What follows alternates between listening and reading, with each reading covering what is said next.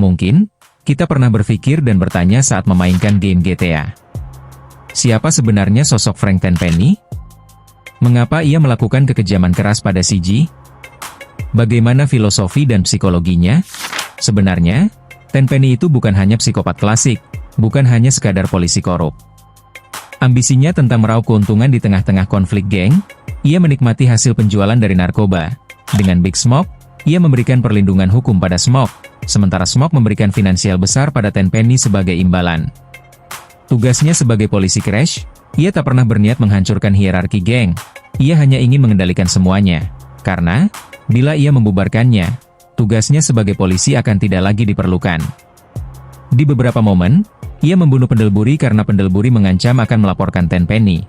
Sebab itu, ia menumpas pendelburi, ia mengkambing hitamkan CG sebagai pelaku, dan yang lebih parah, ia memaksa Hernandez yang baru awal masuk Crash untuk membunuh sesama polisi.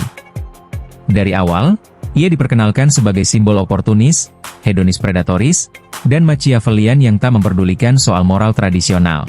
Filosofinya sederhana, kekuasaan tanpa tanggung jawab. Dia bukan revolusioner, dia tikus besar impulsif yang pura-pura jadi singa. Dia memanfaatkan ambisi Smoke, mengorbankan Pulaski, membunuh pendelburi dan memperbudak CG. Semua ini hanya untuk memuaskan nafsunya tersendiri yang ingin berkuasa dengan ancaman dan teror. Dan di akhir, kita diperlihatkan bahwa lencana kepolisian Tenpenny akhirnya jebol oleh hukum.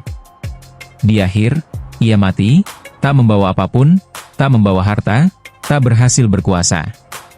Ia menjadi simbol, di mana ia akhirnya terjatuh ke dalam kotoran kegagalan.